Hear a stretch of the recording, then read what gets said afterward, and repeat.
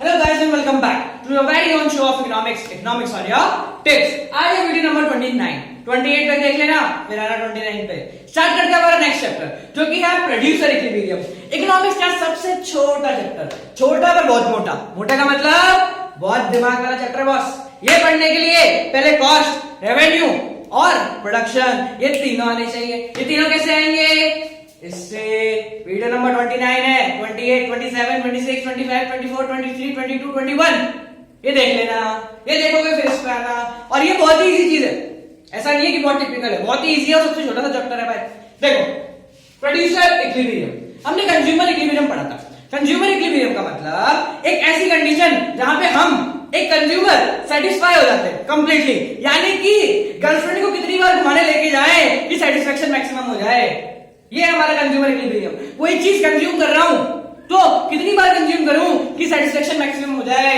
ये है consumer equilibrium. So what is producer equilibrium?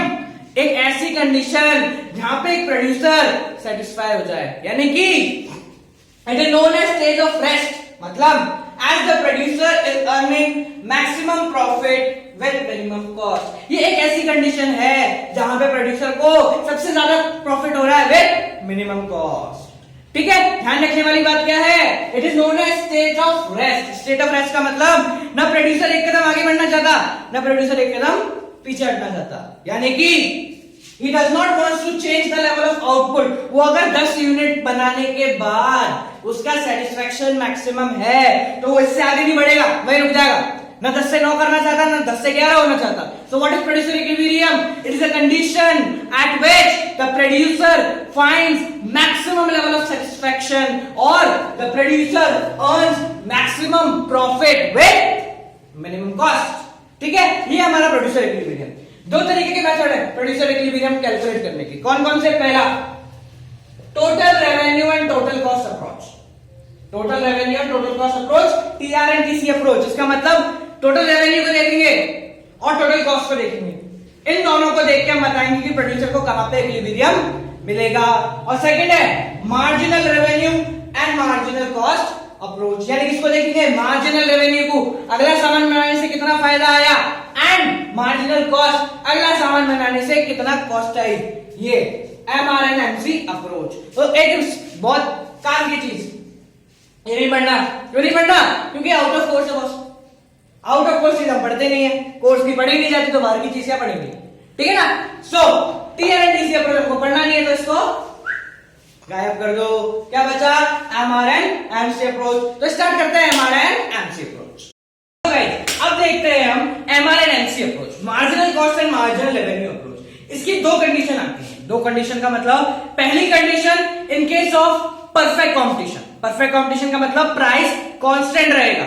And second in case of imperfect competition, जहां पे price क्या होता है? गिरता रहता है। ठीक है, तो आज इस वीडियो में हम पढ़ेंगे MRNMC approach in case of perfect competition.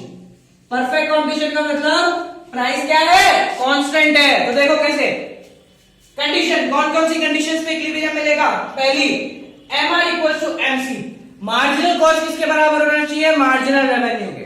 Second MC must be rising, इसका मतलब अगर इसके बाद मैंने अगली यूनिट प्रोड्यूस करी तो मेरा खर्चा बढ़ जाना चाहिए। समझ में नहीं आया ना? देखो टेबल से समझिए। क्वांटिटी एरी, टोटल रेवेन्यू, प्राइस मान लेते हैं हमारी कितनी है? 10। तो टोटल रेवेन्यू का फॉर्मूला क्या होता है? Price into quantity. तो 10 इंटू 1 10, 10 इंटू 2 20, 30 40 50 60। ठीक है। नेक्स्ट टोटल कॉस्ट, ये हमने अपनी इच्छा से ले ली। ठीक है, ये सारी 50, 27, 37, 45, 55 एंड 57।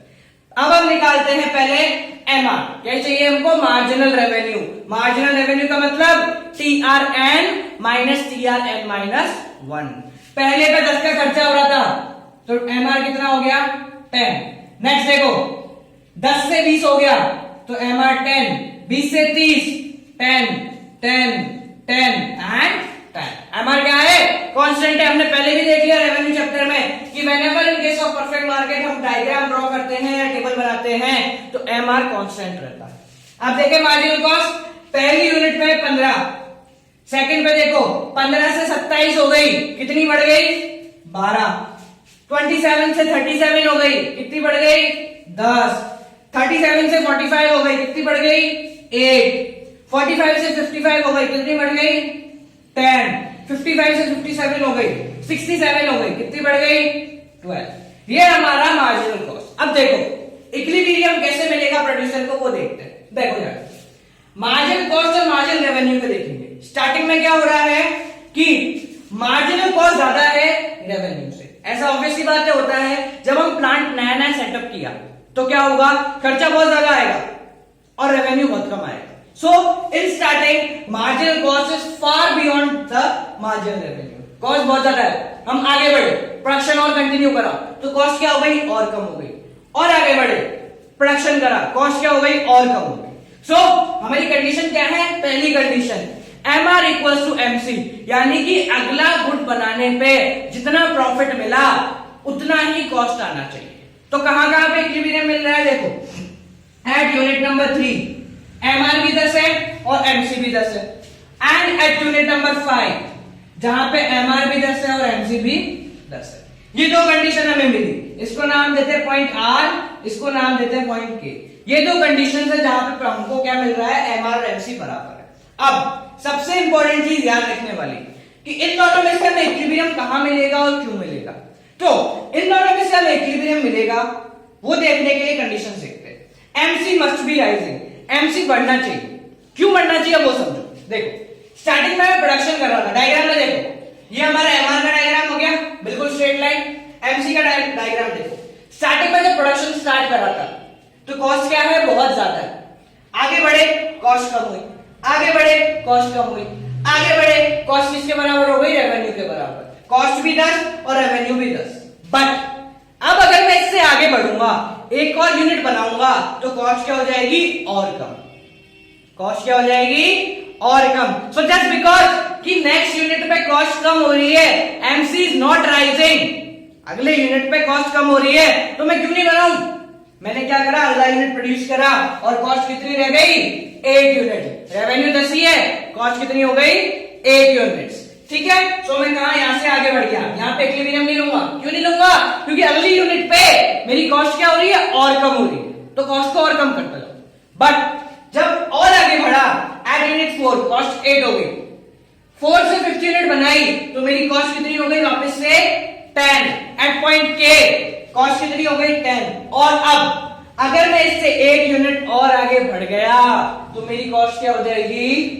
और ज्यादा, यानी कि इस यूनिट के बाद MC क्या है? राइजिंग। समझ में आया? क्या है पहली कंडीशन? दोनों बराबर होने चाहिए। नेक्स्ट यूनिट टोटल की बात नहीं कर रहा, marginal revenue must be equal with marginal cost. And second कि उस पॉइंट के बाद हमारी कॉस्ट और बढ़नी चाहिए। अगर कम होगी तो प्रोड्यूसर और प्रोडक्शन करेगा, पर इक्विलिब्रियम कब मिलेगा? जब उस पॉइंट के बाद MR इक्वल टू MC के बाद अगली यूनिट पे कॉस्ट क्या हो जाए? बढ़ जाए। वो कहां हो रहा है? एट पॉइंट K, क्योंकि अगली यूनिट पे आते टाइम कॉस्ट क्या हो रही है? बढ़ रही है। तो ध्यान रखना, 2 पॉइंट मिलेंगे, एक R और एक K। पहले पॉइंट के बाद कॉस्ट कम होगी और सेकेंड पॉइंट के बाद कॉस्ट बढ़ जाएगी। तो हमें कहां पे लगाना है? एट पॉइंट K, जहां पे MR और MC भी बराबर है और अगली यूनिट पर कॉस्ट क्या हो रही है? बढ़ रही है। सो ये है हमारा आज का वीडियो। आज के वीडियो में हमने in case of perfect competition पढ़ लिया। नेक्स्ट वीडियो जरूर देखना, इम्परफेक्ट कंपटीशन पढ़ेंगे और इस वीडियो की एंडिंग करते हैं फाइनली। सो देखो, हे गाइस, ये मेरी किताब है। जिसको भी ये वीडियो अच्छी लगे और लगे कि मेरी बुक है जो मैंने खुद ने लिखी है, इसमें कुछ बात है, वो मुझसे कांटेक्ट कर सकता है। मुझे कांटेक्ट करने के लिए मेरा कांटेक्ट नंबर 7690041256। वापस से 7690041256। ये आपको नीचे लिंक में भी मिल जाएगा। सो अगर ये वीडियो अच्छी लगी और ये किताब खरीदनी हो, so guys come here and purchase the book. और एल्स वीडियो देखो, लाइक करो, शेयर करो, कमेंट करो, सब्सक्राइब करो and have fun in learning economics with economics on tips. Have fun guys, bye bye.